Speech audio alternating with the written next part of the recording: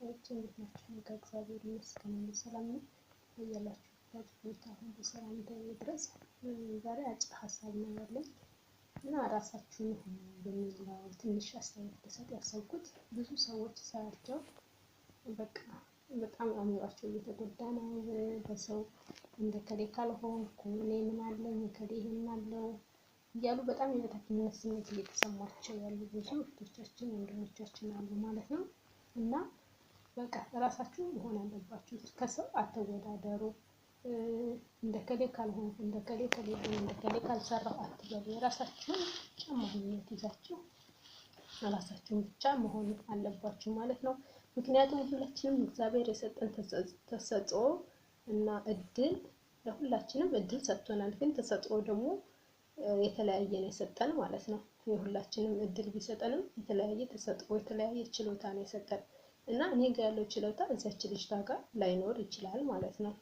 አንቺ ጋር ያለው ደግሞ እዛች ጋር የላትም ማለት ነው። አንቺ ለራስሽ አንቺ ብቻ ነሽ ያለሽው እና ራስሽን ሆነሽ ራስሽን መስለሽ የምትሰሪውን የምትለብሺውን ልብስ ከሰው ለመመሳሰል በጣም በሌላችሁ ብር ብዙ ኦርደር የምታደርጉ ልጆች አላችሁ። ኢትዮጵያም ሆናችሁ ከሰው ለመመሳሰል ተበድራችሁ የምትገዙ አላችሁ። ቤተሰብ ላይ የሆናችሁ ደግሞ ቤተሰብ እያስቸገራችሁ ከሌ ይሄን ገዝታለች እያላችሁ የምታስቸግሩና ልብስ የምትገዙ አላችሁ።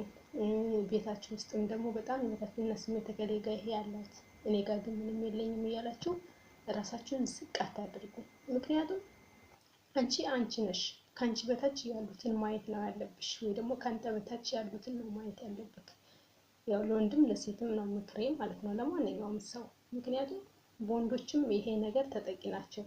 ከሌ ይሄን አለው እንደዚህ ነው፣ ከሌ ይሄን ያህል ደረጃ ደርሷል፣ አብረን ነበር የተማርነው የሚሉ ብዙ አሉ። እኔ ግን ዛሬም እዚህ ላይ ነኝ፣ ምንም ነገር የለኝም እያላችሁ እንትን ራሳችሁን የምትወቅሱ አሉ። ስለዚህ ደግሞ ግን ከእናንተ ጋር አብሮ የተማረ አብሮ የነበረ እኮ በህይወት የሌለ ይኖራል። የእናንተን ያህል ያላገኘ ይኖራል። በሽተኛ የሆነ ስንት አለ፣ እስር ቤት ያለ ስንት አለ። ስለዚህ የበላያችሁን ሳይሆን ሁሌም የበታቻችሁን እያሰባችሁ እግዚአብሔርን በተሰጣችሁ ነገር ማመስገን ብቻ ነው። በየእምነታችሁ ማመስገን ብቻ ነው። እናንተ ለአንተ ብቻ ነው ፈጣሪ ያንተን ችሎታ የሰጠህ ማለት ነው። ያ ደግሞ ለሌላ ሰው አይሆንም ማለት ነው። እና ከሰው ለመመሳሰል ከሰው ጋር እኩል ለመሆን ወይ ደግሞ ከሰው ለመብለጥ በቃ አትጣሩ ማለት በመጣር በስራ ጣሩ፣ ግን በምቀኝነት ራሳችሁን በመጉዳት አይደለም የምትጥሩት። በቃ ሰርታችሁ በመለወጥ መቀየር ይቻላል። ግን ደግሞ አንዷ ተቀይሮላታል ተለውጣለች እና እኔም እንደሷ አለወጣለሁ ማለት አይቻልም። እሷ በምን እንደተለወጠች እናንተ አታውቁም።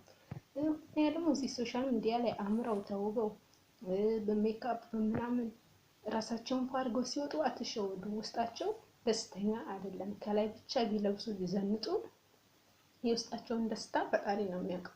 ስለዚህ በለበሰ በደነሰ በተጫወተ ሲጨፍሩ ምን ሲሉ በቃ እናንተ ደስተኛ ይመስላችኋል። ግን ከካሜራ ጀርባ ሁሉም እያለቀሰ ነው እና በቃ የማያለቅስ የለም፣ የማይጨናነቅ የለም፣ የማይበሳጭ የለም። እናንተ ግን እንደ ከሌ በሆነ ከሌ ደስተኛ ናት ብላችሁ በዚያ ህይወት አትሸወዱ። በቃ የራሳችሁ ብቻ መኖር አለባችሁ እናንተ ለራሳችሁ ብቻ እና ዛሬን ደስታን ካልፈጠራችሁ ነገ ከየት ይመጣል ደስታ? በሰው ከሆነ እንደገና ሆናለሁ እያላችሁ እኮ ሰው ስትከተሉ ያ ሰው ቢወድቅ እናንተም አብራችሁ ወደቃችሁ ማለት ነው። ግን ደግሞ ራሳችሁን ሆናችሁ ከሆነ የምትኖሩት ያ ሰው ወደቀም አልወደቀም እናንተ ናችሁ። ነገም ዛሬም ተነገ ወዲያም ሁሌም ትቀጥላላችሁ ማለት ነው።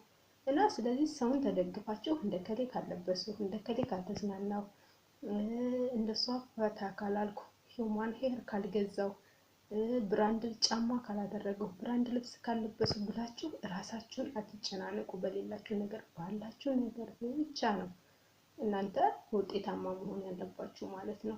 ምናልባት እኮ ያ ሰው ዛሬ ደስተኛ ሆኖ ቢሆን ነገ ምን ሊሆን እንደሆነ አታውቁም። ስለዚህ እናንተ የነገን አስተካክሉልኝ ፈጣሪ እያላችሁ ለፈጣሪ መጸለይ፣ ጸሎት ማድረግ፣ ባላችሁ ማመስገን፣ የራሳችሁን ችሎታ ደግሞ የሰው ሳይሆን የራሳችሁን ችሎታ ማንጸባረቅ፣ አጉልታችሁ ማሳየት። በቃ እንደዚህ አድርጋችሁ በራሳችሁ መኖር ነው ያለባችሁ ማለት ነው እንጂ እንደ ሰው ለመምሰል አትበሉ። ራሳችሁን አትጉዱ። በቃ በሌላችሁ ነገር ያላችሁ እየመሰላችሁ ደግሞ አታስመስሉ። ማስመሰል ጥሩ አይደለም። በቃ ሰው እንዲወደኝ ብላችሁ አታስመስሉ። አታ ሜካፕ የምትቀቡ ልጆች በቃ ሜካፑን በጣም ተቀብታችሁ በኋላ ላይ እኮ ኮንፊደንስ ታጣላችሁ፣ በራስ መተማመን ይጎልባችኋል። ምክንያቱም ሜካፕ ሁሌ አትቀቢም። ያየሽ ሰው ቤትሽ ሊመጣ ይችላል። ወፍጮ ቤት መቼም ሜካፕ ተቀብተሽ አትሄጂም። እዚህ ሀገር ስትኖሩ ዘና ብላችሁ ልትኖሩ ትችላላችሁ፣ በውጭ የምትሰሩ ምናምን። ግን ደግሞ ኢትዮጵያ ስትገቡ እርግጠኛ ወፍጮ ቤት መሄዳችሁ አይቀርም እና ወፍጮ ቤት ስትሄጂ ሜካፕ ተቀብተሽ አትሄጂም እና እዚያ ያየሽ ሰው በቃ ኮንፊደንስሽን ያሳጣሻል ማለት ነው። ወይ አንቺ ነሽ እንዴ እኔ እኮ ሌላ ሰው መስለሽ፣ ወይ በአካልና በቪዲዮ በጣም ትለያያለሽ። ያን ጊዜ ሞራልሽ ይወርዳል ማለት ነው። ግን ደግሞ ራስሽን መስለሽ ሜካፕ ሳትቀቢ ከወጣሽ የትም ብትሄጂ የትም ብትገኙ አንቺ ምን ቸገረሽ? ሐኪም ቤት አሁን ለምሳሌ ሐሞን ሐኪም ቤት ብንሄድ ሜካፕ ተቀብተን ሐኪም ቤት አንሄድም። ምናልባት መጀመሪያ ስንሄድ ሜካፕ ተቀብተን ልንሄድ እንችላለን። ግን ደግሞ ወይ አልጋ ከያዝን የሆነ ነገር ከያዝን እርግጠኛ ነኝ ሜካፕ አምጡልኝ አትይም ወይ ደግሞ አንልም። እና በቃ ሜካፑን መቀነስ ቢያንስ ቢቻል ባትጠቀሙ። አንደኛ በሃይማኖትም አይፈቀድም፣ ጥሩ አይደለም። በሃይማኖት ማንኛውም ሃይማኖት ሜካፕ ተቀቡ፣ እንደዚህ ቅንድባቸውን ተኳኳሉ፣ ተቀንደቡ የሚል ነገር የለም፣ አይፈቀድም፣ ሐራም ነው። ግን ደግሞ ቢቻል መቀነስ ቢቻል አለመጠቀም፣ ካልተቻለ ደግሞ መቀነስ አለባችሁ፣ ኮንፊደንሳችሁን እንዳያሳጣችሁ ማለት ነው። በቃ ሁሌ እናንተ በቃ ገበያም ሄዳችሁ ወፍጮ ቤትም ሄዳችሁ ታመማችሁ አልጋ ላይ ሞላችሁ እናንተ ያለ ሜካፕ ከወጣችሁ የምትፈሩበት ነገር የለም ማለት ነው። ዛሬ ዝንጥ ብለሽ ብለሽ ሰው ቀርበሽ ነገ ደግሞ ወይ ለቅሶ ቦታ ሆነ ቦታ በአጋጣሚ ዝርክርክ ብለሽ ልብስሽን ሳትቀይሪ ሊያይሽ ይችላል። ሰው አያየኝም ማለት አትችይም። በዛን ጊዜ አንቺ ኮንፊደንስሽ ይወርዳል ማለት ነው። ያን ጊዜ እንደዚህ ብላ ምን ሆና ነው እንደዚህ እየደቀቀችው ምናምን፣ ሰው ደግሞ ታውቃላችሁ ምን ሆና ነው እንደዚህ የሆነችው ሲሉሽ ያን ጊዜ አንቺ በወሬ እንኳን ስትሰሚው ውስጥሽ በጣም ይጎዳል ማለት ነው። እና ግን ደግሞ ሁሌም ያለ ሜካፕ ከወጣሽስ፣ ሁሌም በቀን ራስሽን ሆነሽ ቤትሽ እንደምትሰሪው ከወጣሽስ፣ ማንም አገኘሽ ማንም ለቅሶ መጣ ገበያ መጣ የትም ሄድሽ በቃ ወጣ ልብስሽን ቀየር አድርገሽ ትወጫለሽ፣ ኮንፊደንስ አለሽ ማለት ነው። ሰው ደግሞ የመጀመሪያውን ያየሽ ነው። መጀመሪያ ተዝረክርከሽ ካየሽ በዚያ ነው የሚወድሽ፣ ችግር የለበትም። መጀመሪያ ብለሽ ካየሽ ግን በቃ በኋላ ስትዝረከረኪ ወይ ደግሞ በኋላ የሆነ በቃ ራስሽን ስትይ እየጠላሽ ነው የሚመጣው ማለት ነው። መጀመሪያ እኮ እንደዚህ ውብ ነበረች፣ መጀመሪያ እኮ ተዘንጥ ነበረ፣ መጀመሪያ አሁን ምን ሆና ነው ብሎ እየጠላሽ ይመጣል። መጀመሪያ ግን ዝም ብለሽ ቪዲዮ ስትሰሩ ዝም ብላችሁ ከሰራችሁ በራሳችሁ ከወጣችሁ በኋላ እየተስተካከለላችሁ ህይወት እየተስተካከለች ስትሄድ ራሳችሁን መሆን ስትጀምሩ፣ ስትዋቡ፣ ስትዘንጡ፣ ስትለብሱ ያን ጊዜ ሰውም እየወደዳችሁ ይመጣል ማለት ነው። እና ሜካፕ አትቀቡ አትልበሱ ሲል አትዘንጡ ማለት ሳይሆን በመጠኑ። ለምሳሌ ከላይ የተቀደደ ሱሪ ለብሳለች እና አምሮባታል እና እኔም የተቀደደ ልብስ ልበስ አይደለም። ከሊንኩ የማን ሄር አድርጋ በሌላት ብር እሷ ሊኖራት ይችላል እና ሰዎች ወደዋት አልፏ ብላ ቀርባለች ብላችሁ ሆነ ፕሮግራም ላይ እናንተ ደግሞ በሌላችሁ ብር ያንን ሂውማን ሄር ግዙ ማለት አይደለም። ገብቶሻል? ግን ደግሞ ባለሽ ጸጉር ብለሽ ተጠጥብ ብለሽ ተተኩሰሽ ምናምን አጭርም ትሆን በቃ ያንቺን ማንነት የሚወድ ሰው ይኖራል በአንቺ በማንነትሽ። በቃ ምንም አጭርም ሆኜ ረጅም ሆኜ ምንም ሆኜ አንቺን ወዶሽ ጓደኛ የሚያደርግሽ ሴትም ወንድም ይኖራል። ገብቶሻል? ለምን ያንቺ ማንነት ያ ነው። መቼም ቢሆን ከዚያ ማንነት ከፍ ልትይ ትችያለሽ፣ ግን ዝቅ አትይም። ገብቶሻል? ብታጭም ምንም ብትይ በቃ ከስር ነው የተነሳሽው ማለት ነው። ከሰው ጋር ስትቀርብ ከታች ነው የተነሳሽው። የሌለሽን ክበሽ ይሃለኝ እንዲህ ነኝ ብለሽ አይደለም።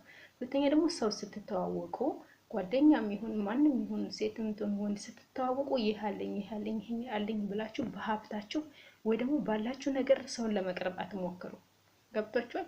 ያ ነገር አላፊ ጠፊ ነው። ሀብትም ጠፊ ነው፣ አካልም ጠፊ ነው፣ ሁሉም ነገር ጠፊ ነው። እና ያ በጠፋ ጊዜ እናንተን ያ ሰው የቀረባችሁ ሰው ያ ነገር ሲጠፋ ይሸሻችኋል ማለት ነው። በዛን ጊዜ እናንተ ትጎዳላችሁ። ለዚህ ነበር የቀረበኝ፣ ለዚህ ነበር የቀረበችኝ፣ ዛሬ በቃ የጠላችኝ ምንም ስለሌለኝ ነው ብለሽ ውስጥሽ ይጎዳል ማለት ነው። ስለዚህ ሰው ስትቀርቡ ባላችሁ ነገር ተመክታችሁ እንዲህ አለኝ፣ ይሄ ብር አለኝ፣ ይሄ ሀብት አለኝ፣ ይሄ ንብረት አለኝ ብላችሁ ሳይሆን በቃ ሰው በመሆናችሁ ብቻ ሰው መቅረብ አለባችሁ ማለት ነው። እና አመሰግናለሁ ስላዳመጣችሁኝ። የዛሬው መልእክቴ ይሄ ነው።